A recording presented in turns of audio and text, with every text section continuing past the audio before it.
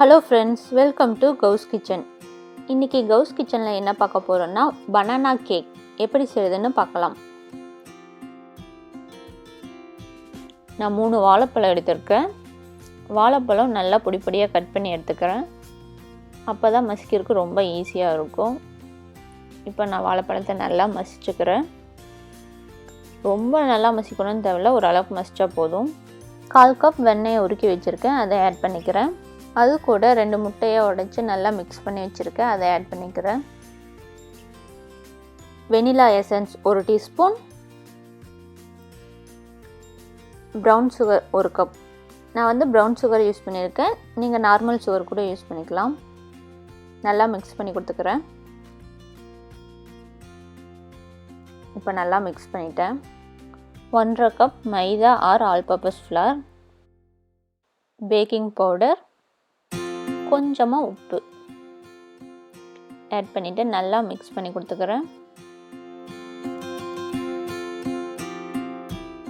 1/2 cup பால் எடுத்துருக்கேன், நல்லா காய்ச்சி ஆற வச்சுருக்கேன். அதை கொஞ்சம் கொஞ்சமாக ஆட் பண்ணி நல்லா மிக்ஸ் பண்ணி கொடுத்துக்கிறேன்.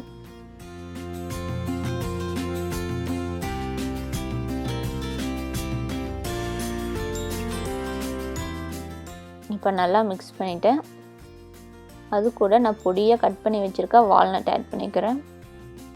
முந்திரி கொஞ்சம் ஆட் பண்ணிக்கிறேன். ஆட் பண்ணி நல்லா ஒரு டைம் மிக்ஸ் பண்ணி கொடுத்துட்றேன்.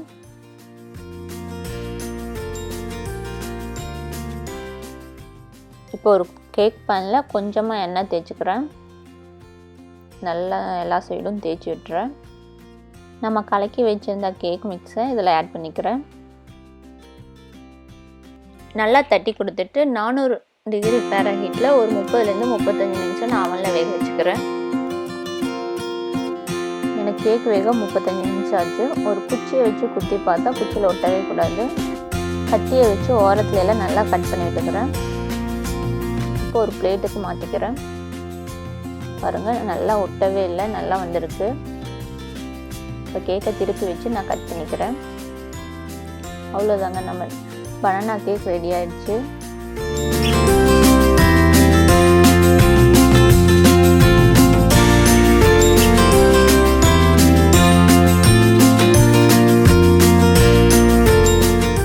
பாருங்க எவ்வளோ சாஃப்டாக இருக்குன்னு. நீங்கள் இதை ஒரு டைம் ட்ரை பண்ணி பார்த்துட்டு எப்படி இருந்துச்சுன்னு எனக்கு மறக்காமல் கமெண்ட் பண்ணுங்கள். இந்த வீடியோ உங்களுக்கு பிடிச்சிருந்தா லைக் பண்ணுங்கள், கமெண்ட் பண்ணுங்கள், ஷேர் பண்ணுங்கள். மறக்காமல் கௌஸ் கிச்சனுக்கு சப்ஸ்கிரைப் பண்ணி பக்கத்தில் இருக்க பெல் பட்டனை கிளிக் பண்ணுங்கள். தேங்க்யூ.